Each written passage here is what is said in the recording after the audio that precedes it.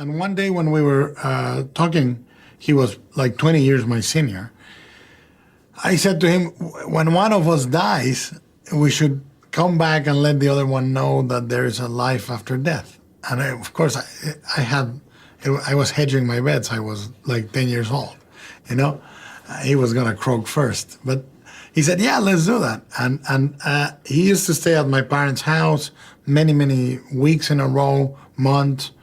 And he died. And then I got his room. And I was watching something on TV, a variety show. And I was doing my homework and, laying on my belly in the bed. And all of a sudden I heard this really deep sigh, and really, really sad, like a tremolo. And I thought, what the hell was that? And I turned off the TV, and I waited, and I heard it again, and it was a really deep sigh. That's why in Devil's Backbone, the ghost is called the one who sighs. That the only thing we have to fear is fear itself. No. Be afraid. Be very afraid. There's nothing to fear except God. Whatever that means to you. Do I look like someone who cares what God thinks? I will feel we all why do I say this? Because we got Holy Ghost. You're listening to The Fear of God, a podcast exploring the intersection between Christianity and the horror genre.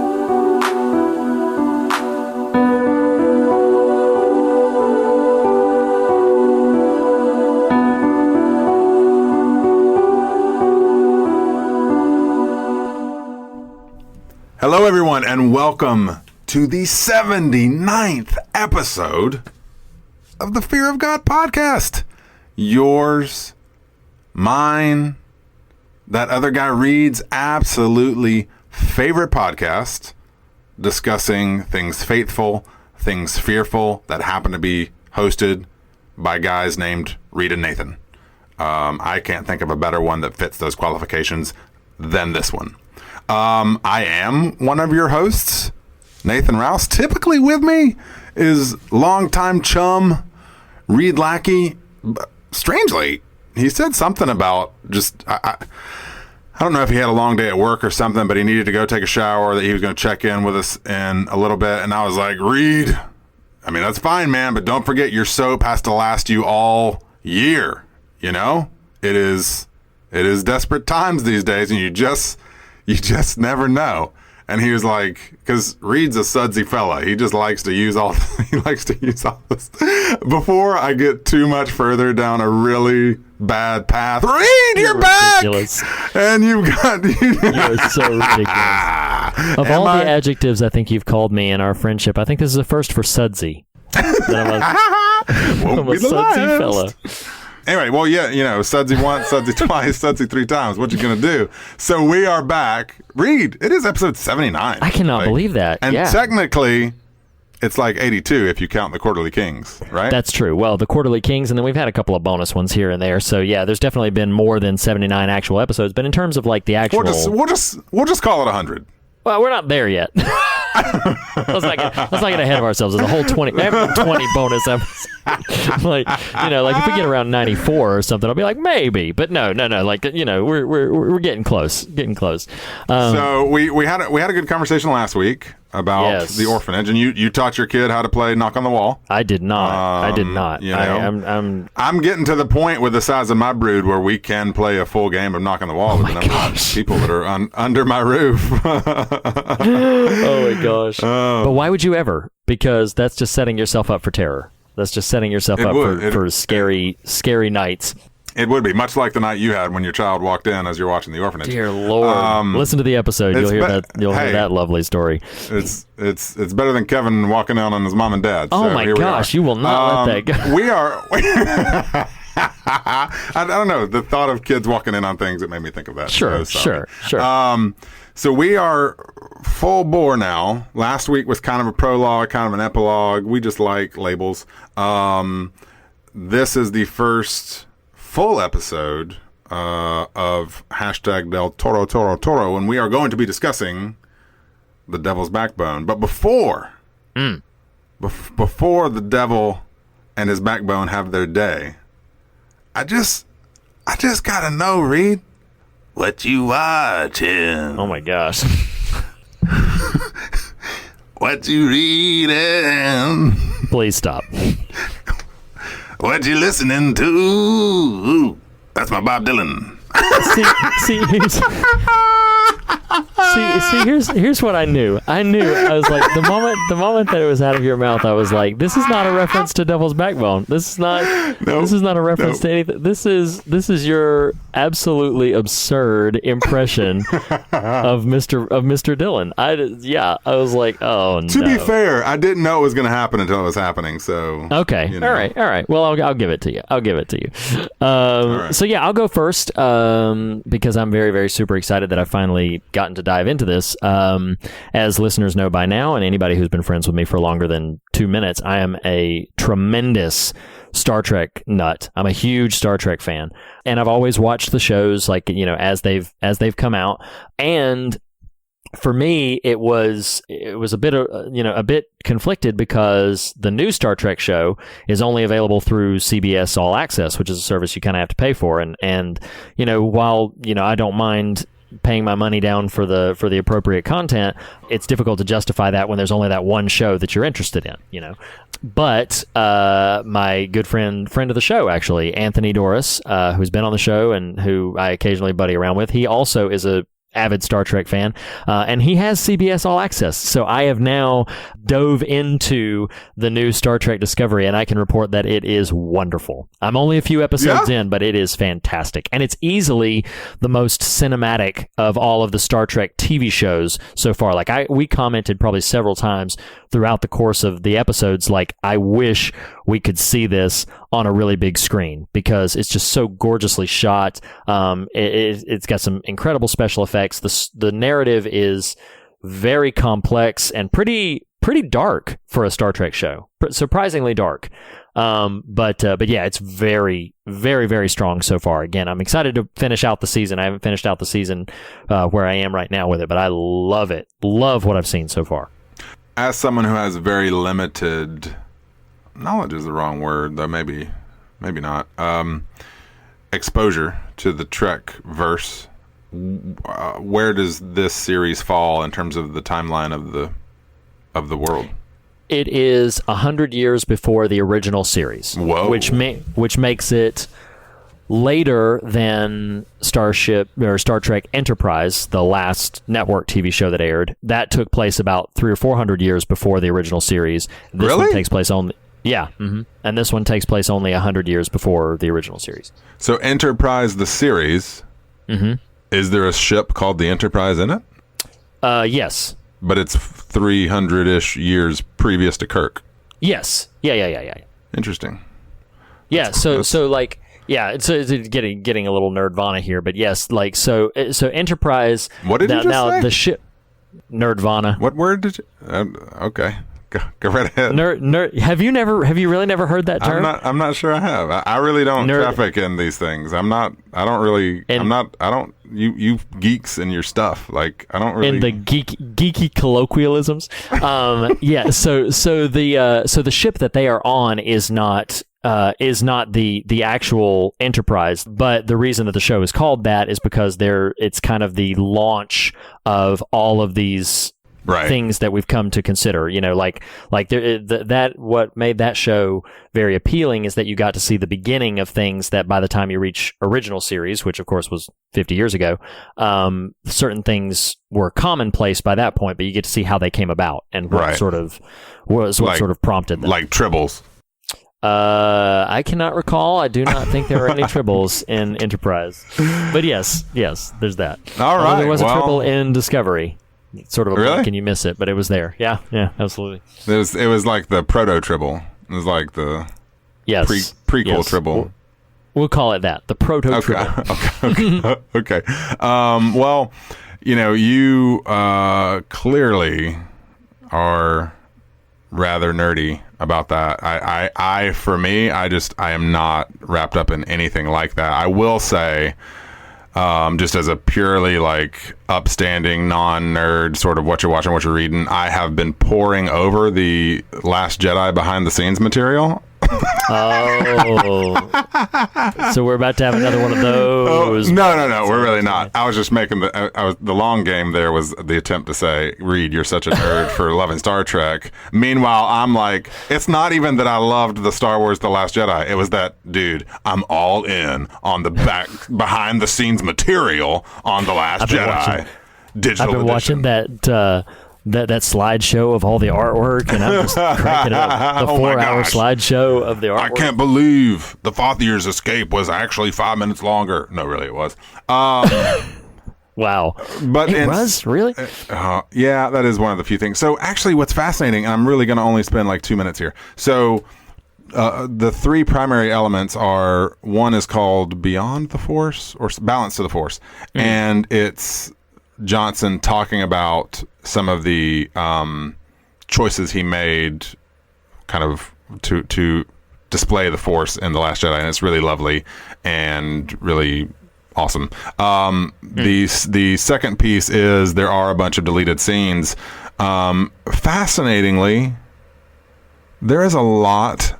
I can't remember every thought you had about The Last Jedi. I did write them all down and have them somewhere, but I'm just kidding. I really didn't. But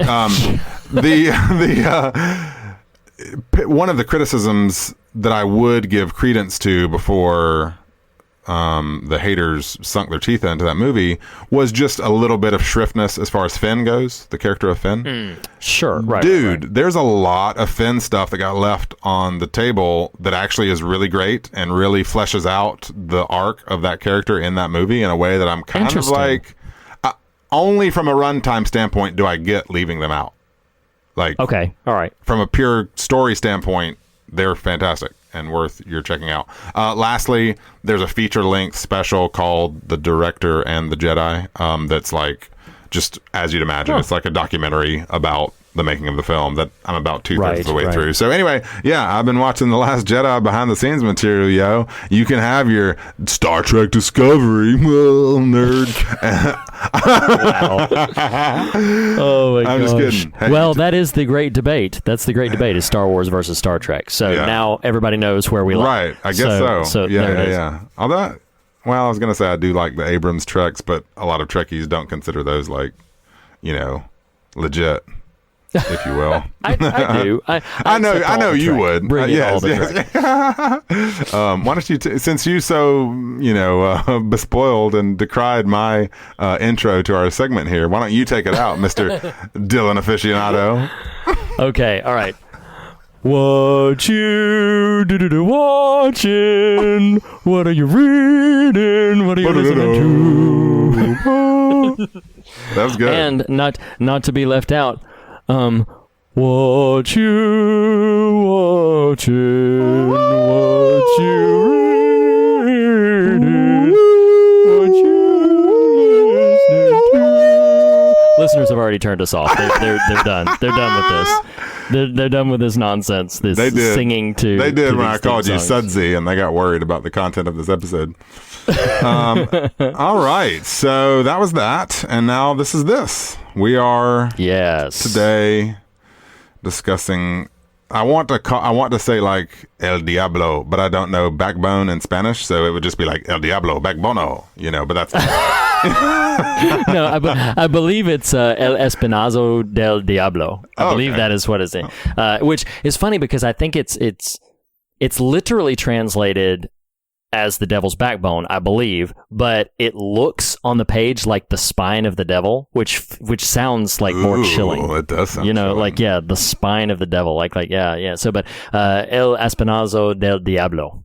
So yes, the devil's backbone. This was the third feature film by Guillermo del Toro. That was the third? And, What were It was the third, yeah. What were the previous two? So the first one was a film called Kronos, which was his debut feature, which honestly, were our series going longer, that would be the next entry that we would probably cover. I think it's a very interesting film. It's very early for him, but there's a lot of fascinating things in it. It's kind of a vampire story. That's very reductive to the plot. There's a lot more to it than that. But think sort of along the lines of vampires. That's the kind of story that you're in for. But then his second film was Mimic.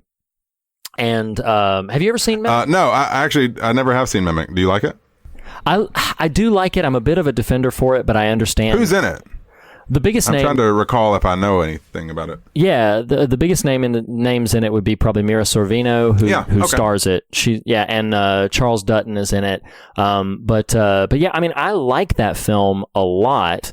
It gets sort of middling reviews when people reflect on it and talk about it. And it received very mediocre reception at the time that it was released, to the degree that Del Toro was quite discouraged as a filmmaker. Like he was feeling like, man, I'm just going to get stuck in this sort of rut. I'm not going to get to tell the stories that I'm going to get to tell. You can hear him talk. He says frequently, in fact, I may, listeners will know if I did or not, I may open with this clip where he says in interviews and stuff that 3 of his films saved his life. And he means different things by them, Sure. but he says Devil's Backbone did, Pan's Labyrinth did, and The Shape of Water did. What I know of what he's specifically referring to with Devil's Backbone is that he was feeling, after the sort of the mediocre response to Mimic, he was feeling very sort of atrophied as a filmmaker, and was kind of in a bit of despair, wondering if he was ever going to get to sort of fully be the filmmaker that he wanted to be and believed he could be. And then Pedro Almodovar, I'm hoping I'm saying his name correctly, was a producer who had seen Kronos and liked Kronos a lot, and had reached out to Guillermo del Toro specifically and said, I want to produce your next film. And so that didn't quite pan out until a couple of years later, but that's when Guillermo del Toro went back to him to try to get Devil's Backbone off the ground, and the rest is history. So yeah, Devil's Backbone was his third feature, and he has alluded to that it might be his favorite. He doesn't go, I mean, understandably so, he doesn't like flat out say, like some filmmakers would, this is my favorite film, and like some filmmakers have, but he does say, when talking about Devil's Backbone, he says, sometimes I like it more than Pan's Labyrinth. I never like it less than Pan's Labyrinth. So basically implying like Devil's Backbone. Is Pan's Labyrinth the follow-up? No. After that, he did both of the Hellboys and Blade 2 before getting to Pan's Labyrinth. Yeah. So there was quite a bit of time in between those two. But Devil's Backbone very much sort of, reinvigorated him. He probably would not. I don't know, because I actually think he had signed on already to do Hellboy at the time that he was finishing Devil's Backbone. So it wasn't necessarily the reception and response to this film, but Devil's Backbone reinvigorated him as a filmmaker. Sure. So and I think it's very, very good. But this was your first time seeing it, right? You'd never seen it before. What'd you think in general about it? I liked it. I did not.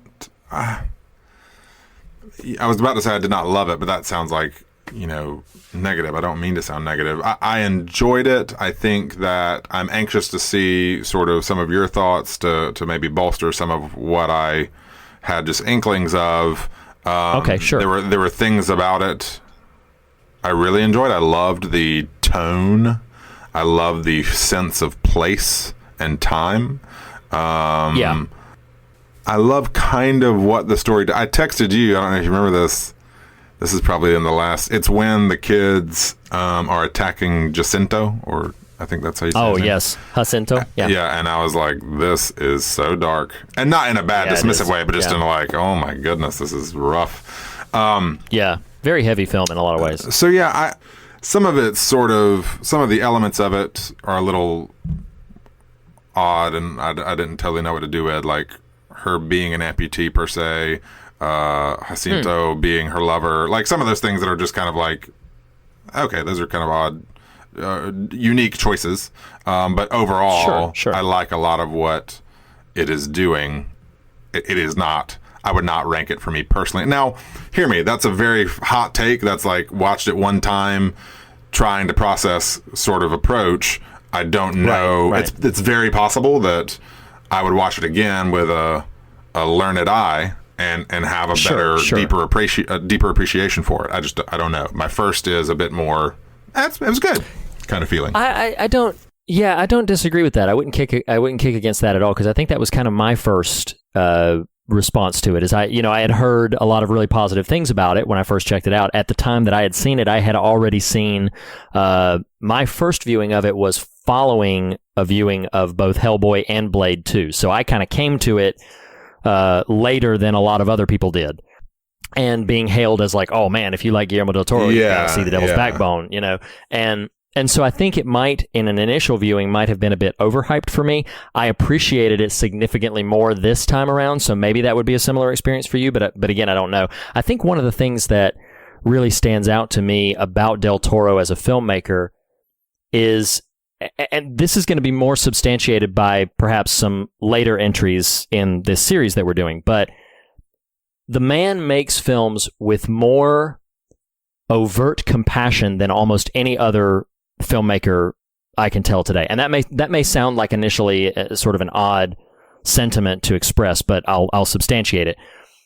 He has sympathy for his heroes. He has sympathy for his villains. He has sympathy for his victims. He has sympathy for the innocent bystander, the collateral damage. Like, there is just so much sort of emotion embedded into every single character that he crafts that even like Jacinto, like, there is still this, it's not that the film justifies his actions, but it's almost as if the film validates his, like, why he's doing what he's doing. Yeah. This sort of prince without a kingdom kind of idea, and constantly chasing this sort of like his legacy, even though he does.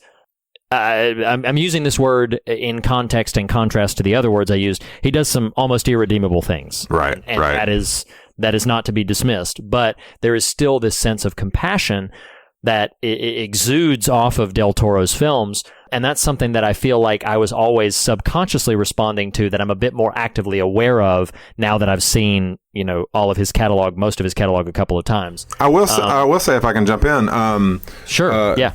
Two thoughts, one neutral, one positive. To your point, excuse me, I don't know if you heard the sort of real organic surprise I expressed when you said this was his third film. I think that, having seen Pan's Labyrinth, having seen the Hellboys, I haven't seen Blade, but of course, having seen Shape of Water now, like, there's a way the fantastic elements in Devil's Backbone don't really, like, they don't translate great, in terms of just the visual component of Santi. Like, I think it's just okay. Interesting. That feels a little cruder to me than I was planning for mentally. And so that's why I was like, wow, that's his third film. It felt like an early sort of entry. By the same token, and the sort of positive thing I wanted to come back to was, in validating what you're saying in the context of Jacinto, even things like Jamie or Jaime, or however we say his name, who in any other film, possibly at the hands of a less sort of, in your word, compassionate storyteller, he's going to be just kind of the thorn in the side of Carlos the whole time. Right. And I will say something that surprised me about the movie in a positive way is it kept turning new corners that I was not really planning for. It's just narratively. I was like, oh, well, this is a lot more because it starts with just these guys leaving Carlos down there. Like, that's right. Well, I mean, you have the kind of prologue element with Santi's death, but in terms of the what you think is the primary driving narrative when they leave Carlos, the corners just keep getting turned. Like, okay, I really don't know where this movie is going. So that's always positive to me. If done rightly, Yeah. Oh, absolutely. I agree. There's a mystery to be unpacked in this film, but the film does not immediately sort of prop you up to get the mystery that you're getting. Like, in other words, there are films that sort of lead with, "Ooh, isn't this mysterious and weird, and we don't know what happens."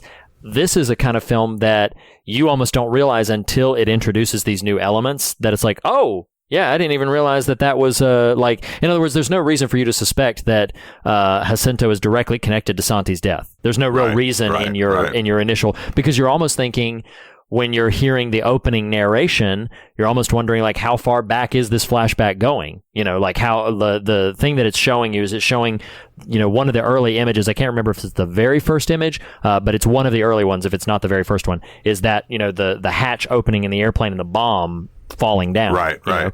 And so you wonder, like, okay, well, how far back are we going in this story, or how far back do the tendrils go? And it's actually not that long. Like the entire, like everything you see in the film probably takes place within maybe about a year, if even that long. Like it's a pretty truncated story. Yeah, I would have said a lot less than that, but maybe I'm forgetting.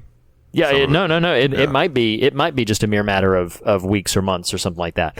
But yeah, it's a very specific, shortened amount of time with tendrils that eke out into, you know, the broader scope of what's going on in the nation with the war, with the Civil War, and everything. And so, yeah, we can get into if you want to just a few specific notes about the film. You mentioned a second ago that the ghost design for you was merely okay. I didn't register very much. Here was what my impression was the very first time around I saw the film. Is I was like, the ghost looks creepy, the ghost looks freaky, but there's not like a lot of him. And so I was like, because there wasn't, in my sort of very limited exposure to the film, the first time I saw it, I was very much like, oh, that ghost wasn't in it very much. That was kind of interesting. But this time around, specifically, and I think this was only the second time I saw it, this time around, I was very attuned to what I will call the unique qualities of the look of the ghost. Like, when I was looking at him, he very much, there's two things I'll point out. First of all, he very much looks like a doll. He looks like a, and I didn't register that the first time. Like, he looks like a porcelain doll, right? Which I found interesting. It wasn't just the affectation of like the cracks on his head where he was wounded. Initially, that may just seem like a sort of a visual flair, but I was looking and I was like, wow, that's very deliberately. He looks like a broken doll, like a broken sort of porcelain doll. But then, of course, because this character, the character that is the ghost, Santi, that we keep referencing, is killed by a blow to the head, but then thrown into this little pool that's in the basement of this orphanage, this boarding school, as it were.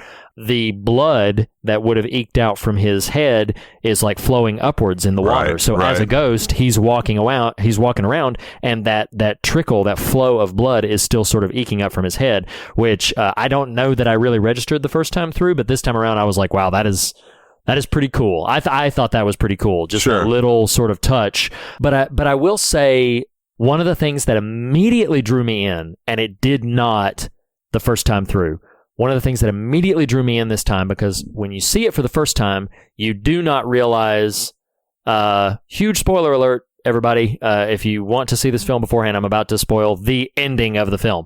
You don't realize that the person telling you the story is a ghost. Right. And so because you don't realize that until like sort of the final moments of the film, that like, oh yeah, a ghost is telling you the story.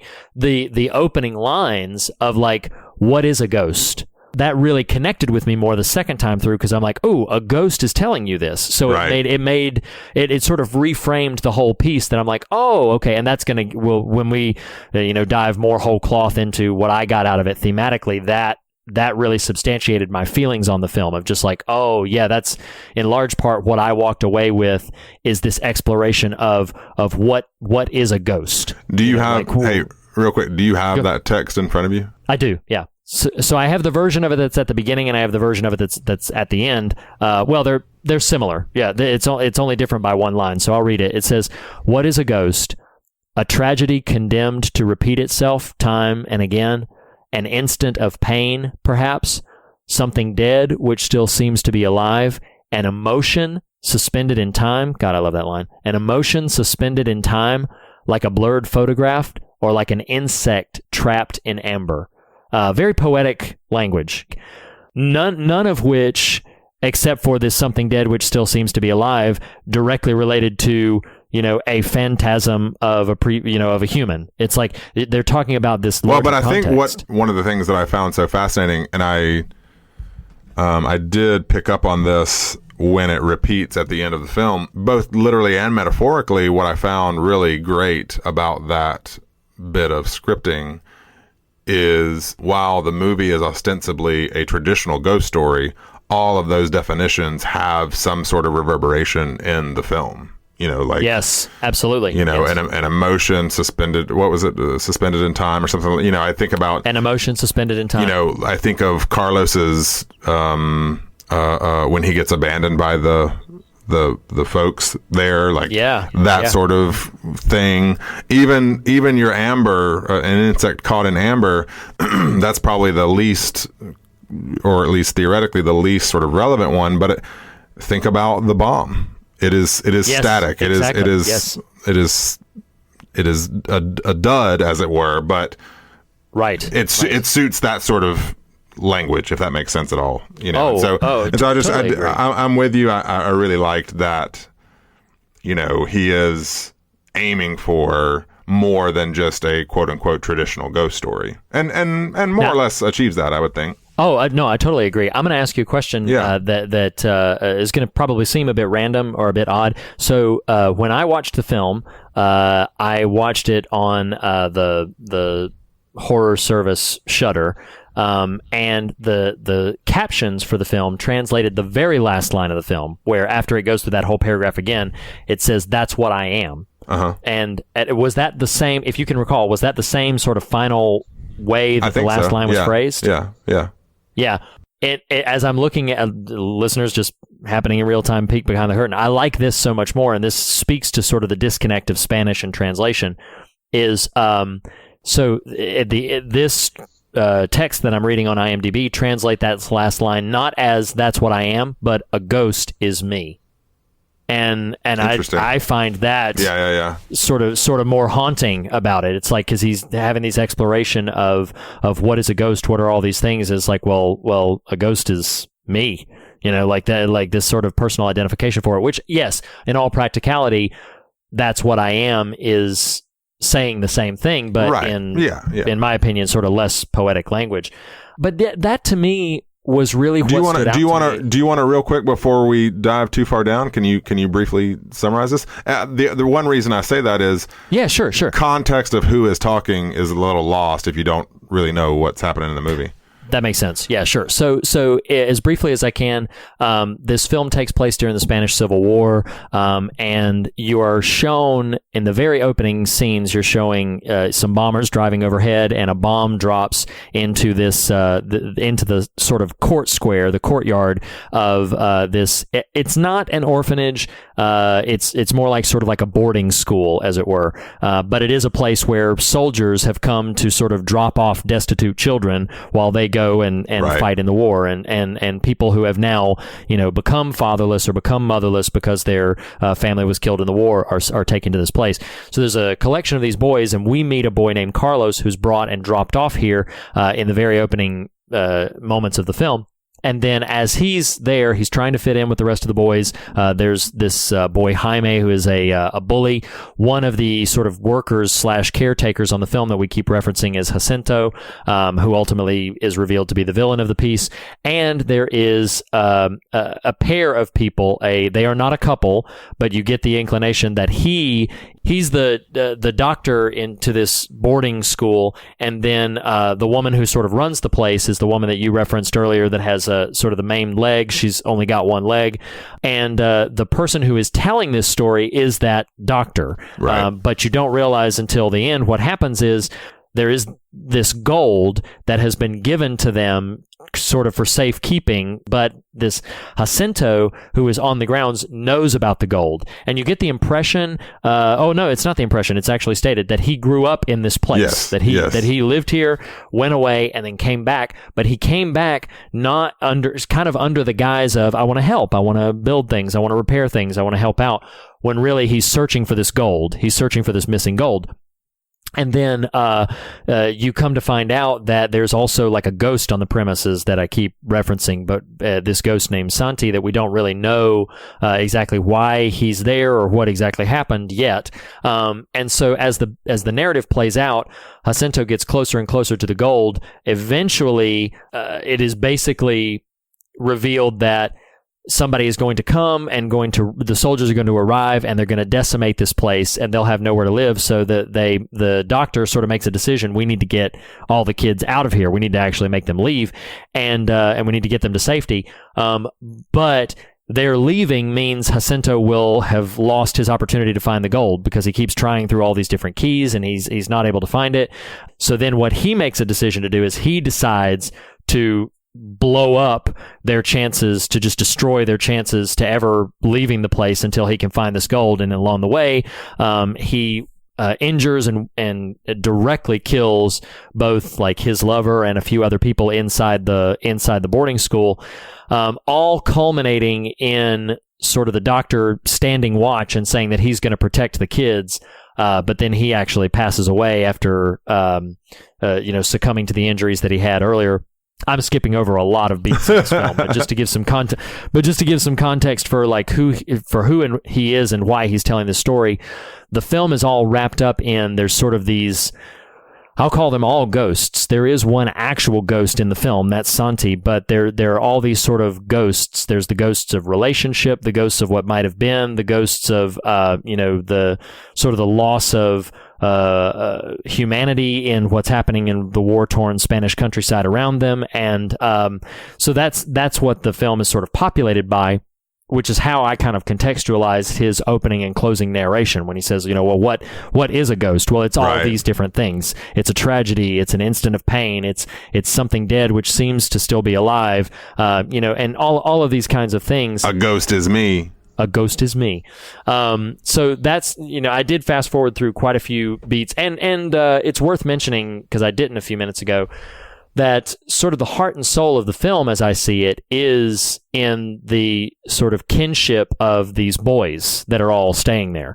And at first, Jaime is very antagonistic towards Carlos, even tricks him into kind of getting in trouble one evening. And so he's very much a bully, but comes around to being a real friend and being a real ally by the end of the film, and is largely, ultimately redeemed from what we had a perspective on him before. And so the kinship of these boys and these boys working together to sort of overcome the obstacles that are set in front of them, especially once Jacinto blows up their means of escape, that's sort of the anchor for the whole film as I saw it. Am I leaving anything major out that I probably should mention? The only, you may have said this, I can't recall, but what you do learn, and this was accidental, though he was being aggressive, you learn through flashback that Jacinto is actually who inadvertently killed Santi. Yes. But that is pretty darn important. Yes. Spoiler alert. I forgot. Spoiler alert. Santi returns that favor. Oh, yes. I do love, and this is like totally jumping to the end. Correct me if I'm wrong, but do they push Jacinto in? One of is not basically the inciting line of the finale. One of them just saying Santi's name, like basically calling him out. Yes. That's great. That's a great moment. Yes. Well, and that's what because he approaches Carlos. The ghost approaches Carlos. Right. And says, and this was before all of that, but the ghost approaches him and says, bring Jacinto to me. Bring him to me, which I got such chills when I saw that moment, because I was like, oh crap, that's such a freaky idea. But then, yes, they attack Jacinto. They kind of gang up on him. They do wound him, not to the degree that he wouldn't be able to sort of fight back eventually, but they do wound him, and then they call for Santi, who, they shove him into the pool, and then Santi claims him, as it were. But I don't know if you have any sort of particular things that you want to point out in terms of scary moments or moments that you connected with or not, because probably everything that I have left to say about the film is going to substantiate into specific thematic conversation. So I'm going to defer to you. Is there anything specific before we get into that you want to bring in? Dude, those slugs are nasty. Yeah, dude. You have a thing with bugs, though. Bugs and slugs and everything. Well, there's bugs, and then there's those big old fat slimy slugs. Like, I don't think of a slug as a bug. Like, a bug is like a roach or a beetle. They do, but so does Jug. Wow. It's funny. I've been trying to ponder, and you may have substantiated this a little bit, but that's why friendship and conversations with you are so good, because thank you. We bring the puzzle pieces each other's looking for. I've been thinking a lot about what I'll call Jughead.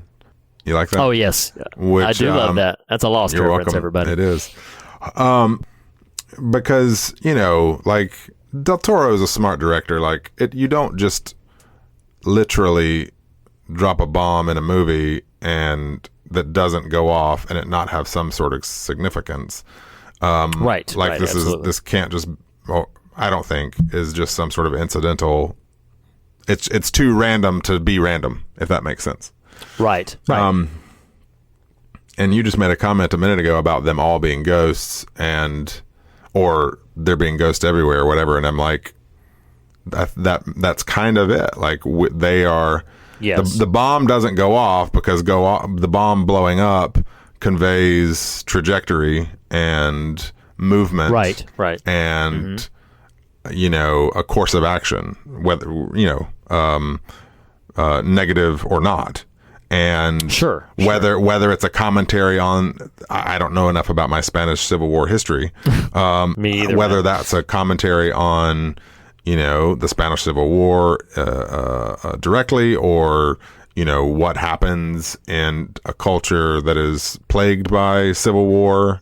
Like, I don't know, that's a really fascinating sort of, possibly inroad to thematic ideas that I wasn't really planning on, but like, no one is living. No one is right. Life is not happening. Like, people are breathing and walking around, but there is not growth and maturity and development taking place for these characters, which would imply a living, thriving scenario. I don't know. Anyway, so it's funny. I was actually going to ask you what your thoughts on the bomb were, but I'd sort of just gave my own thoughts. Do you have any sort of, other than what I just said, or would you have had, or do you have other thoughts on what the bomb meant to you, or how you interpreted that, or had you given that much thought?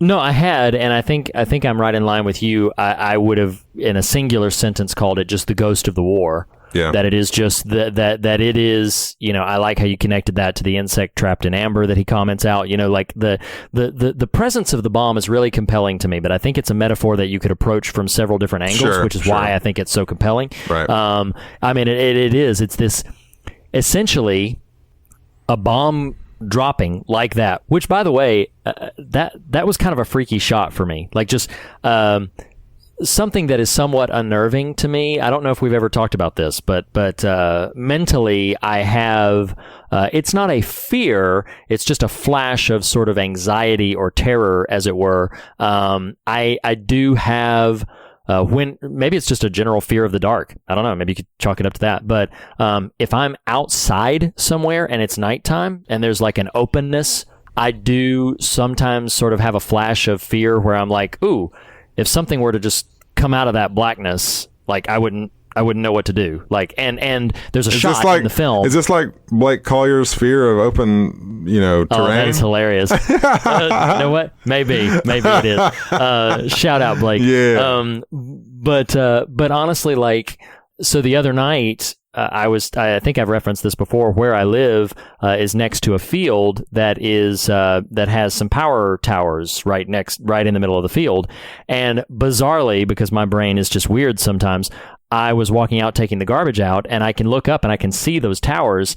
And I had just this freaky flash of a thought. I was like, man, if one of those power lines snapped, it would come like right down, and it would just be freaky. Something like coming down out of the sky at me, which I know may sound a bit bizarre, but I'm referencing that specific scene in the film where Jaime is out in this sort of field and looks up, and out of the dark sky he can see the planes, but then sees the bomb very tangibly come down right in front of him. And I was like, man, this is my worst fears. Wow. Like, Del Toro is just like channeling an incredibly unique and specific paranoia that Rilecki has. You're like, man, I may be outside one day and an inert bomb is going to land right in front of me. or a satellite. Oh my gosh. A satellite is going to fall from the sky. I will. Is this going to happen? I will validate your sort of intimidation factor regarding the towers outside your home. I've seen them. I've been near them. I've heard them. They thrum with. They do thrum. Yes. I don't know, with radioactive or electromagnetic energy. Like they crackle too. I think somewhere in the relative vicinity of your domicile is a bunker in which a gentleman is pushing a button every 108 minutes to keep those towers from pouring forth with arcane energy from the center of the earth.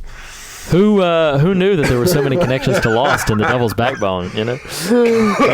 I'll get there by any means necessary. But yeah, I mean, to directly sort of close the answer to your question, like that's kind of how I see it. Is if that bomb had fallen out and had gone off, it would have made in this film it would have made ghosts of all of them. But instead, it did not go off. Yet the place is full of ghosts. So it is kind of like this powerful to me sort of connecting point of everything. The presence of the bomb, it's weird. It's like this herald of some of the tragedy that's going to come. It's on the night that the bomb fell that Santi is killed. Yeah. So it's very much sort of a herald, as it were, of the things that they are about to experience and the things they're about to go through. Let me ask you a direct question here. So, outside of the typical context of our scares and likes, dislikes, and whatnot, and you may feel free to say, I need a minute to think about this, and that's okay. Reed, what is, in your opinion, the most heinous thing Jacinto does in the movie? There are a number of them.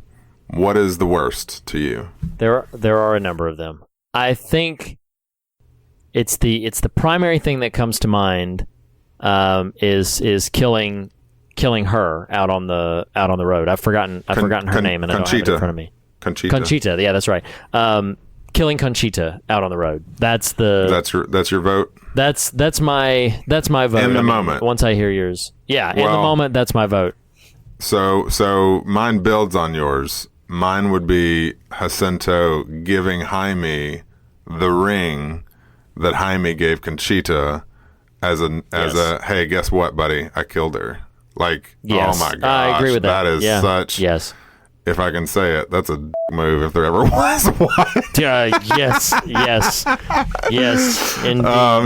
And for context, so Jaime, the young man who's probably 13 or so in the movie, he rightly has a crush on Conchita, who's the attractive but demure kind of what would you call her title, her role in this boarding house type of thing? Good Lord, I don't know. She's kind of like a maid / assistant. Yeah, like a housemaid type of scenario. He has a sort of boyhood crush on her, gives her this little ring thing he's sort of fashioned, or was like a label to a piece of material, but it's meant to be a token of affection because she's leaving. And so that happens about a third of the way into the movie, or or about halfway point. Well, Jacinto meets Conchita on the road as he's returning to exact sort of his mission, kills her, and then 10 minutes later in the runtime of the film, kind of what's so jerkish about it is it's really, if you recall, it's almost like he doesn't make a big deal about it, and that's why it's such a big deal. You know what I mean? It's like, oh, by the way, little guy, let me give this back to you, because that act signifies so much. I agree. Yeah, and I think that's the most. I think you're right. I think that's the most despicable sort of behavior that he exhibits. He really is just a despicable person, and I think that's one thing that shows up in Del Toro's work a lot. That you kind of you are what you do, like that you maybe you are what you do is too dismissive, but basically that your actions kind of define your trajectory as a person, and right. and he's he is wicked and absolutely despicable in the film, all for the pursuit of this like gold. And in terms of, to answer your question, like why does she have that wooden leg? I don't know why the deliberate intentional choice to give her, to make her an amputee and give her that leg, but that's where the gold is. Well, yeah. Like it's all sitting in her leg. But yeah, it's something that as I'm kind of trying to think about how to articulate my specific feelings about Jacinto and what Jacinto does, because I did get like that moment at the fireplace or at the fire when he's looking at the photograph and he's thinking about who he used to be. Sure. And that's a complex moment for me because you really feel a certain degree of sympathy for him. Now, granted, he hasn't done some of the more despicable things he eventually does, right. but I don't know. For me, I felt the moment. That's a powerful scene, and I think you hit the nail on the head a while back, referencing Del Toro's compassion. Like you've used words. I think you said villain, but bad guy. You didn't say bad guy, but like there's no question Jacinto is the quote unquote antagonist of the film. But one. At the start of the movie, when you're just meeting these characters, unlike many quote-unquote villains, you don't know. You don't look at this lineup of characters and think that guy's going to do all these things that he ends up doing. He just is part. He's just part of the tapestry of the little microcosmic society we've got here. Right. But on top of that, in terms of the compassionate storyteller, we never go long without being reminded, like, you may totally disagree with his actions, but there are some you do understand at least sort of his motives, whether you're on board, and of course, like all sort of good villains, I think he kind of starts to succumb to his own actions. You know what I mean? Like, oh, absolutely. It's the boulder starts rolling and he kind of isn't even in control of it anymore himself. Right. Yeah. Anyway, well, let's if you're good, you want to just sort of jump in and sort of swim around in the little pool at the bottom with the ghost and, just talk about the themes and the slugs and put those on ourselves. Our soap that's got to last all year, even once we get out of this. Well, I am very sudsy. So, sudsy lackey. Sudsy lackey. Oh my gosh, don't call me that again. So, but no, seriously, like, the thing that stood out to me about the ghosts in this film is, the exploration that he's trying for in the very beginning. What is a ghost? I'm going to read it again. A tragedy condemned to repeat itself time and again. An instant of pain, perhaps, something dead which still seems to be alive, an emotion suspended in time, like a blurred photograph, like an insect trapped in amber. And what I think about when I sort of parse out what's similar about each of those is they're all sort of a captured moment where something happened. Did you ever read, I know you saw the film, did you ever read the book Room? No. In the book, they repeat a line a couple of times that I wish had made it into the film somehow, but I don't recall it making it into the film. They repeat a line where they define what a crater is. Mm-hmm. And the way it's defined by the mom for the young boy is a crater is a hole where something happened. And I just I thought that was kind of a powerful little articulation of, like, that there's a and again, that's Room, we're talking about Devil's Backbone, but I'm going to bring in sort of my thoughts and feelings about this in a second. I wept like a baby during that movie, though. Oh, during Room? Yes. Yeah. It's a powerful movie. Very affecting movie. Good movie. But a crater is a hole where something happened. And if I can steal language from the novel Room and insert it into Devil's Backbone, like a ghost is kind of like a fragment or a shade, if you will, of something that has happened. There is an impression, a leftover indentation of a residue. Residue is the word I keep scratching for. That, like, there's a residue of something that has taken place, and you have the bomb to indicate the war. You have all of the different totems throughout the place, like the ring. You have the gold itself. You have her wooden leg. You have all of these different sort of incidental things that point to or leave residue of things that have happened. And one of the things specifically that stuck out to me this time and I'm traveling somewhere, feel free to kick back or nuance this, but this notion of, in this film, the ghosts all kind of, I keep trying to find better words to use it, but I'll just use it. They bear witness. Sure. They bear witness to what has taken place. Like this, the final image of the film is the doctor's ghost watching the boys as they all escape this place of death and this place that has nothing for them, and they wander off down the road. I don't know if they're going to be okay or not, because it's a long walk and some of them are hobbled and they have no food. So I don't know if they're going to make it or not. But he's watching them sort of leave this place to try to go off and find help, to find something, you know. And as I was thinking about that final shot and thinking about like, wow, the ghosts in this film sort of carry and bear witness to what has taken place, most especially with Santi, who won't, you know, and you kind of think about it, we talked about it a little bit last week with the orphanage, but in many narrative ghost stories, that's kind of what the ghost is. The ghost is like an impression left of something, some mystery that some travesty that has not been reconciled or resolved, and so so it leaves this sort of mist, as it will, that reminds everyone this is a thing that has happened here.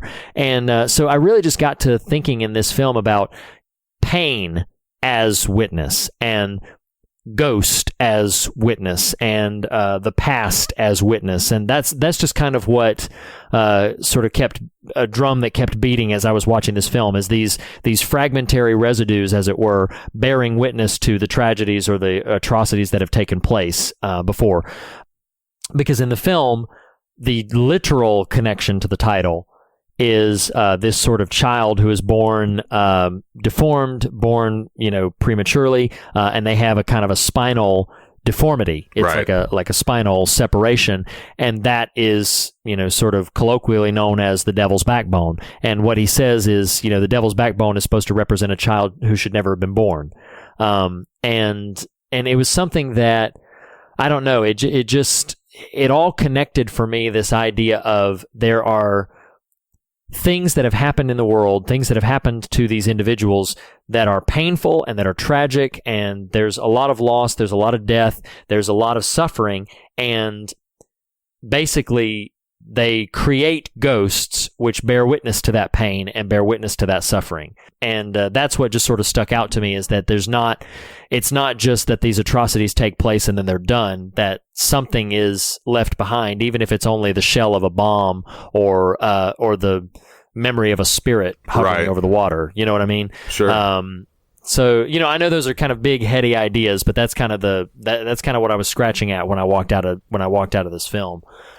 Any particular thoughts on that? I mean, I'm thinking, like, I don't. That is a very cerebral take, in a positive way, and I think is probably reasonably in line. I mean, it's so intentional that you use the word poetic language that opens and closes the film. And what's fascinating is, like, I had some relatively similar nexus point thematic thoughts that sort of diverge from yours, but kind of similar starting places. One, we can come back to this if you want, but a line that just really stuck out to me, I think it's when the doctor is in the town. I can't remember exactly what's going on screen, but adults are talking, and one of them says, "Europe is sick with fear, and fear sickens the soul." And I just thought that was a really powerful line. But I was really giving a lot of ponderance to the title. And I would wonder if you would think this is mildly open to interpretation. Like, maybe it's possible I missed something, but my read on the title, yes, there is a literal moment where he's identifying this sort of, I don't know, is that a fetus, you know, that has this this exposed sort of spinal malady, of course, is dead. But the way I read the moment was, yes, okay, clearly that's a backbone, but he is developing these weird, like, tonics, right? There's like yes, elixirs, and so my read in the moment was, the devil's backbone was the literal tonic or elixir that he's creating. So that's kind of where I ran in terms of the title and trying to suss out what I thought was going on.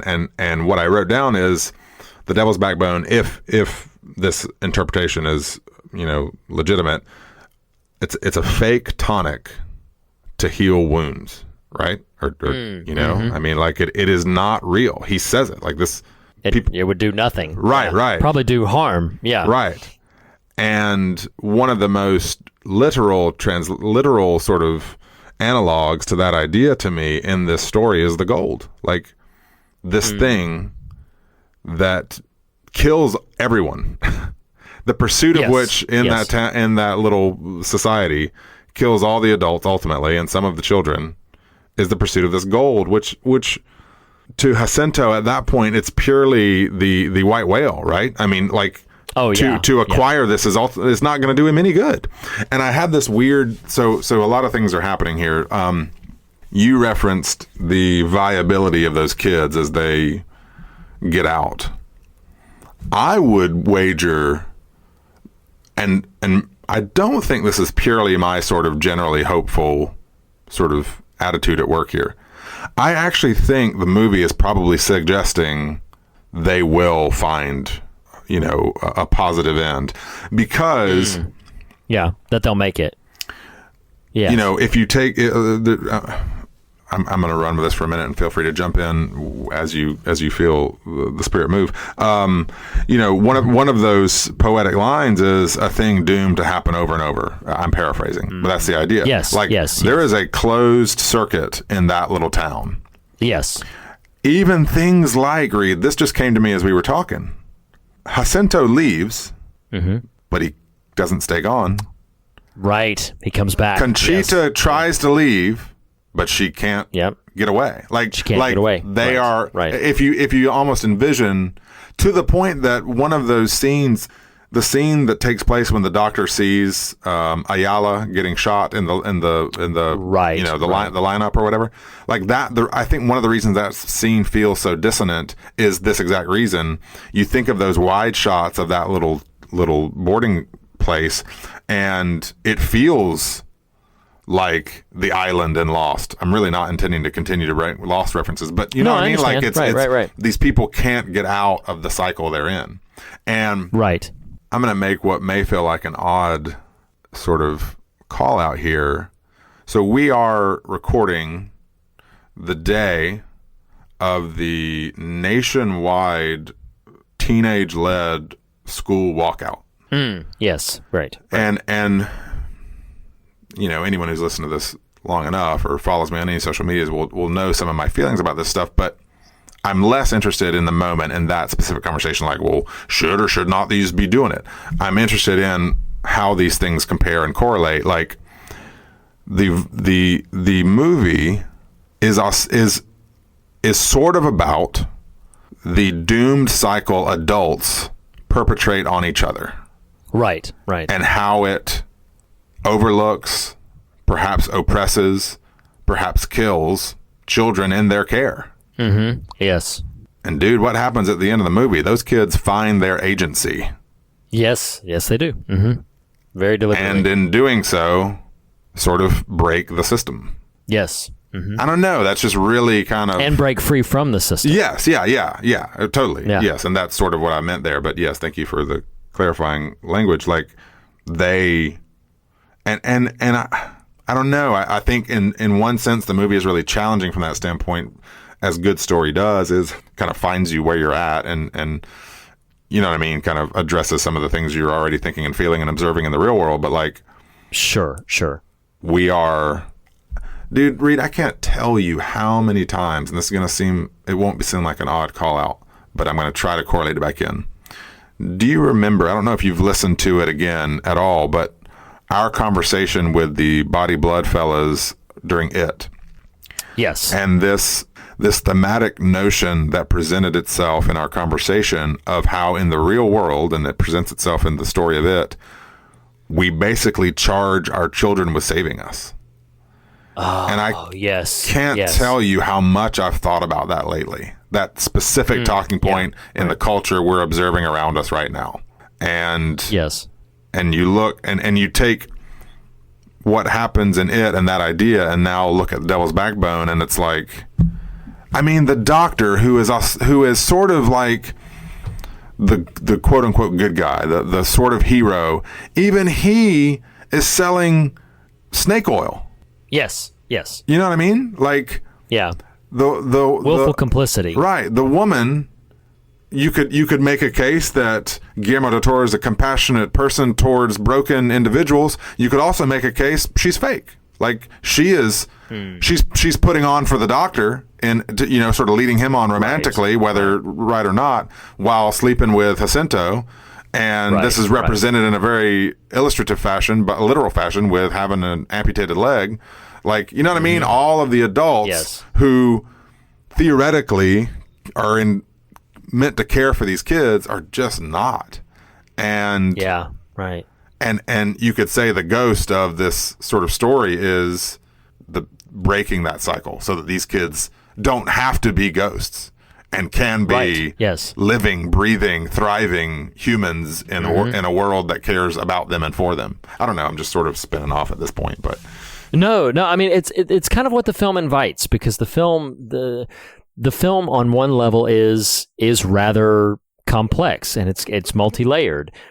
On one level, it is sort of a direct and simple story, right? But then there are a lot of different dots that you can connect in terms of what does this mean, and what is Del Toro trying to say, and what's he sort of trying to scratch at. Now, I do know sort of meta knowledge. He has said for a number of years now. I mean, this is 2001. Pan's Labyrinth was 2006. Here we sit in 2018, and he still hasn't made it.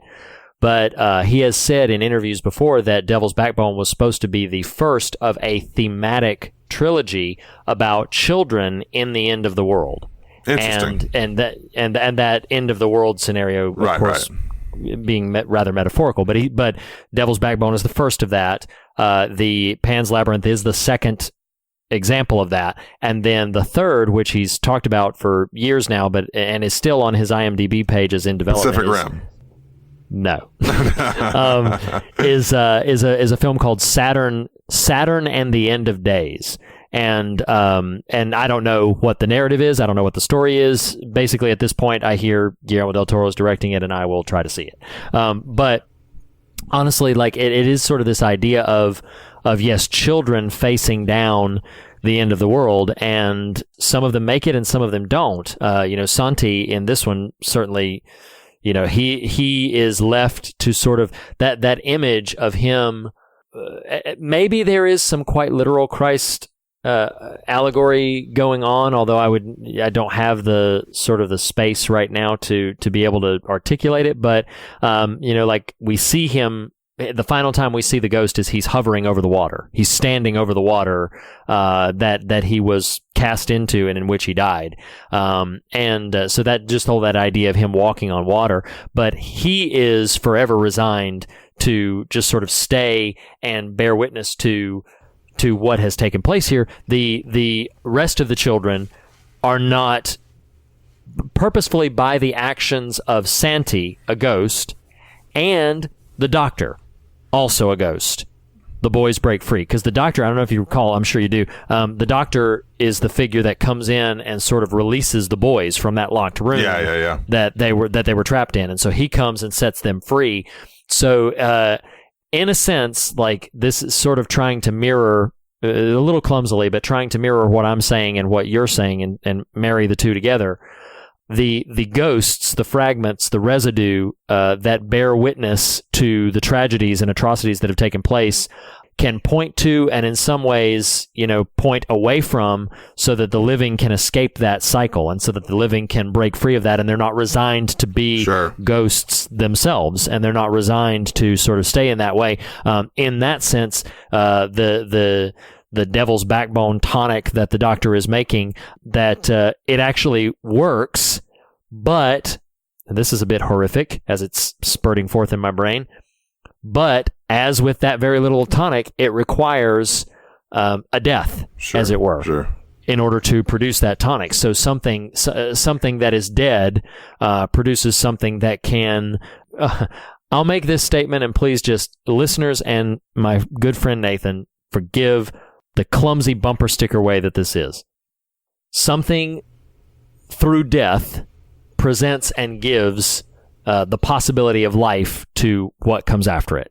We're Christians. that's a staple element of our theology is that something died to give us life, that there was something that actually, so again, just forgive the clumsy bumper sticker that is, but that there is something that was willing to sort of go into the depths of death and hell itself in order to provide a path to life outside. And Guillermo del Toro is not a Christian, although he was raised Catholic, so there's a lot of imagery. Well, see, what's funny is like, and I think both of these things can coexist, and this is probably why this is a better film than my initial sort of hot take, which wasn't to suggest it was bad, but just Sure. See, like I'm not going to stand here and say, or sit here as I'm doing, and say, well, I don't think you're right there, Reed. That's not what I would do or say, because I think, like I said, both of these can coexist. But as I sort of assess that title, I mean, that is such a specific, articulated title, right? That I'm just trying to wrestle down, like, okay, gosh, what is this about? And I would sort of say, like, you took the tack of, okay, this fetal sort of, element had to suffer a passing in order to effect a certain change in the people that it touched. Whereas I would say, I mean, the devil's backbone, if whether it's literally him referring to the spine of that fetus or the tonic produced, it's a lie. It is false, right? And it is unreal, and that is what perhaps I think the film is indicting, which is the thing we use to prop up our antagonism and our war and our aggression and our hostilities is all built on the quote unquote devil's backbone of lies. You know what I mean? Like, I don't know. That's sort of. No, I don't disagree. Yeah. I don't disagree at all. Because it really is like those tonics and elixirs. It is a falsehood. It is an illusion. It is, to put it the way you put it so bluntly and appropriately, it's a lie. It is fakery. And I definitely feel like that is something the film is indicting. And I would say, and I think I articulated this differently a few moments ago. I'll find out when I listen back to it. I would, even as you said back to me, like, not necessarily that something had to die, but something that did die provides a path to not even necessarily that I would, like, I sort of froze up a bit at the language of like this thing had to die so that this other thing could take place. And I'm like, well, I think that's the tragedy of the film, is that they didn't have to. Sure. But they did. And in doing so, bear witness that it doesn't have to be that way. Right. And sort of bear witness to something like the bomb in the middle of the courtyard that did not explode. Right. That, like the bomb sitting in the middle of everything that did not cause mass destruction. Like, it does not have to be what we so frequently make it, or what these people so frequently make it. It does not have to go that path. And so, yeah, that's something that I really think, we have, a given hour to an hour and a half to have these conversations. We do our own train of thinking before and after we have them. But, it's like I may get 2 weeks from now and think, oh, crap, I should have said this about Devil's Backbone. And I should have said this because I do think it's a rich film. We're going to have more episodes. We'll come back. We're going to talk about it. We got hashtag Del Toro, Toro. Yeah. It's all month. It's all month. So, but no, I mean, like, again, something that all of these things that I'm saying, I think we have not, to my estimation, hopefully this is true for the listeners as well, to my estimation, we haven't said a thing yet in this episode that I haven't gone like, yeah, that's true. That's there in the film. That's something that's present and can be extrapolated from what Del Toro is sort of scratching at, which is why I do think that the film is a pretty impressive achievement, that so much can be done with so little. And he has articulated before, although I have yet to really dive deep into this, that he's articulated that what we see when we see one of his films is almost the literal tip of an iceberg. Sure. And that substantiating everything that winds up on the finished edited film is substantiated by a mountain beneath the surface Right. of research and consideration and allegory and dots that he's connected, color palettes that he's decided to use, things that he's decided to try to draw from to produce an image or a moment. And that's what I think makes him such a compelling filmmaker, is you can feel the weight of the research that he's done. He's a very intentional filmmaker. And this film especially, yeah, I mean, I'll go ahead and bring in, I actually have two passages of scripture to bring in and kind of connect to what we're saying. One is a very cautionary one and is a rather bleak passage of scripture, and then I'll end with the more hopeful one. One of the things that I thought of in sort of identifying what's taking place on the negative end in this film is Ezekiel chapter 22 and verse 27, which is speaking about wicked people in leadership. And it says, "Her officials within her are like wolves tearing their prey. They shed blood and kill people to make unjust gain," which obviously has some connection for me to what Jacinto is doing in the film and kind of what he's trying to accomplish there. But then, I don't know why this one stood out to me so much. Maybe just because of how much I was thinking about ghosts and specters and shadows as bearing witness. But I thought about 2 Timothy chapter 2, verses 1 through 3. I'll read it very quickly. It says, "You then, my son, be strong in the grace that is in Christ Jesus, and the things you have heard me say in the presence of many witnesses, entrust to reliable people who will also be qualified to teach others, and join with me in their suffering like a good soldier of Christ Jesus." And that is obviously because that particular passage of the scripture is very deliberate to sort of presenting an apostle, as it were.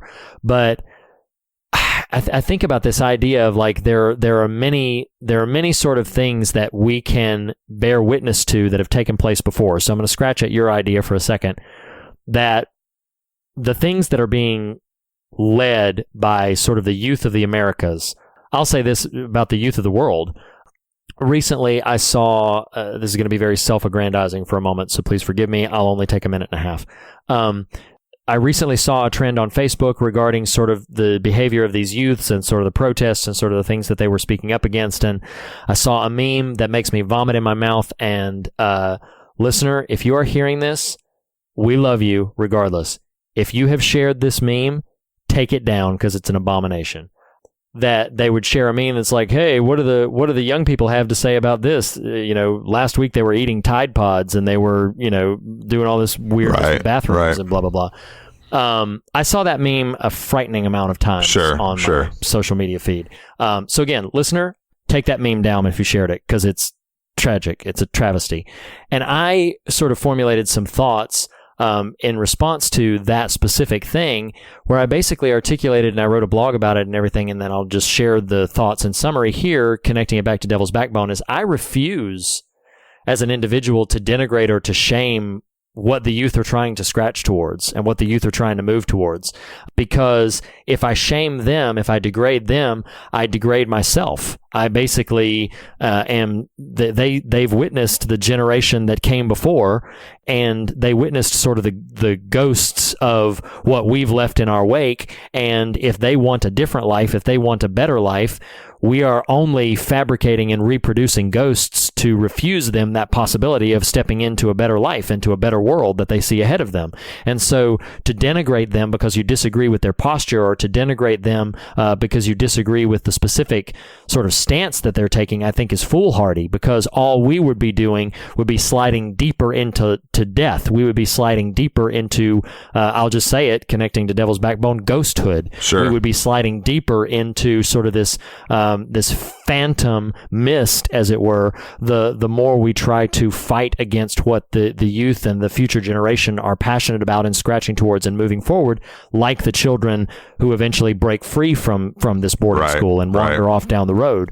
That is it, is that we are, the doctor standing there. And I would hope to God that when I see someone leaving behind the ghosts and leaving behind the shades and the specters, that I would not reject what they were scratching towards, that I would not refute them or denigrate them by saying that it was foolish or foolhardy or they didn't know what they were doing. Rather, let me encourage their step forward into life and step forward into a better world and step forward into a hopeful future.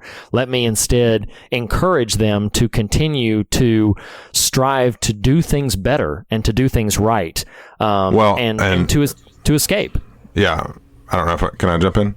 Yeah, I'm done. I mean, and to draw a real direct line to what you're, I think, describing here, like, You were using the language of the movie on, I think, a metaphorical level and perhaps a literal one. I'll go the literal. Like, we are like Jacinto Tassanti, the adults of a society creating dead kids, you know? And yes. And I am with you. Like, if our sole argument against the agency on display, which in my humble opinion is not just challenging but stinking inspiring, perhaps one of the most inspiring things I've seen in my lifetime on a mass scale like that.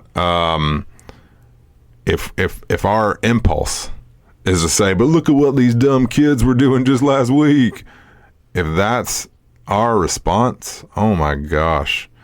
Heaven forbid last week you find out the stupid stuff I did.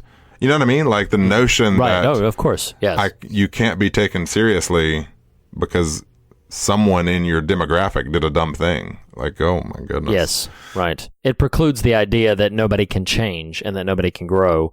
Not to mention the fact that these were not the same. Right. Or that's the sum. The sum assessment of an entire people group. Yeah, that's ridiculous. Exactly. No, exactly. But I think that's the, and maybe as a way to sort of, pivot us into David S. Pumpkins and wind the conversation down. Just that, we can either be living with the ghosts and recreating ghosts ourselves, or we can step away and step out and step forward into the sunlight, right, and leave behind the insects trapped in amber, leave behind the blurred photographs and the thing that seems doomed to repeat itself over again. Or I love this, a thing which is dead, which seems to be alive. Right. Like I loved that language. It appears to be living, but it is dead. And leave it behind. Lest all we be left with to be able to say, Brother Lackey, but the ghost is me. That's right. Yes. You know what? I'm just going to leave it there. That was great. Thank you. That was great. We'll just leave it there because the ghost is me. Well, in the spirit of that, let's bring our ghastly friend David S. Pumpkins to the table. As we do on every episode, we measure these films by a metric of David S. Pumpkins. We look at our good friend Uncle Davey, and we measure in the realm of style, scares, and substance, which we then aggregate together. So for style, I'll lead the charge here. For style, for Devil's Backbone, Guillermo del Toro directed, I will give it a 4 for style. I really like it. I really like it a lot. I think it lacks some of the flourish of some of his later works, but it's a really strong entry. I like it. All right. For myself, for style, I'm gonna land at I'm gonna land at a 3. All right. I kind of thought that's where you'd land. I think that's appropriate for your comments that you made. Now, where would you put it for scares? I think there is a darkness to it that is undeniable. In terms of pure kind of scariness, I didn't find it I did jump at the moment when Santi's eye shows up in the keyhole. I'm gonna, sure. I'm going to give it a 3. Okay. That's actually, that's actually where I would put it. I think that it is a compelling film. I think it's very stylish, but I don't necessarily think it's going to give anybody any nightmares. So yeah, I'm going to land at a 3 as well. And I think to double back on myself here, I think the scares are more intrinsic to the, oh my God, what we do to ourselves kind of scares. You know what I mean? Sure. Right. Exactly. Anyway, go ahead. Yeah. No, I totally agree. So for substance, I'm so tempted I'm just going to go with my gut in the moment like I should. I'm going to land at a 4 for substance. I was tempted to give it a 5 because we've already unpacked how sort of the metaphors within the film could be leveraged a couple of different ways. But I do think 4 sort of feels more right. So I'm just going to go with that. I think I'm going to land on a 4 for substance. A very substantial film. But yeah. I'm going to leave it there. I was going to try to make the one who sighs comment there, and I just couldn't make it work. I'm going to follow you, and I'm going to land at a 4 on substance. And truthfully, before our conversation, I might have landed a little lower, but I think one of and I say this truthfully, like I am hopeful that our conversations will yield good fruit as we assess Del Toro's work, because like I would not walk away from Devil's Backbone even after our conversation and say like, no, I want to go watch that again, or I'm going to introduce so-and-so to that movie. But I do think were the moment to come where I happen to be able to watch it again, or that context present itself, I'll get a lot more out of it based on this conversation. So I'm going to land at a 4 for substance. All right. Which, all that said, lands us at a perfect 7. You like that? The number 7 is the number of perfection, right? I do like it. It is pretty perfect. So we took a mild dip on Del Toro from a 9 on The Orphanage to a 7 for Devil's Backbone, but that's okay. I get the impression all of these are going to be in that upper tier anyway. 7, 7 for Devil's Backbone feels about right for our general sensibilities. Yeah, I think so. And I mean, dude, have we decided, are we doing Pan's Labyrinth next week, or are we doing Hellboy too, or Hellboy? I don't know, guys. Stay tuned. So it's either one of those two. One of those two. It's either going to be just brush up on your Del Toro catalog. It's either going to be Hellboy or Pan's Labyrinth. We'll let you know on social media. We'll rock, paper, everybody, scissors for it. Yeah, we'll rock paper scissor it, or Pan, Labyrinth, Hellboy it. But so everybody, the fear of God is the beginning of wisdom, but it's not the end of the conversation. Stay tuned to hear how you can get in touch with us and keep the conversation going. Nathan, thank you so much for having this conversation with me. I'm very excited to be breaking into this series. We'll see you next week, everybody. Yeah, guys, make sure your soap lasts you the year. We'll see you next week. Bye.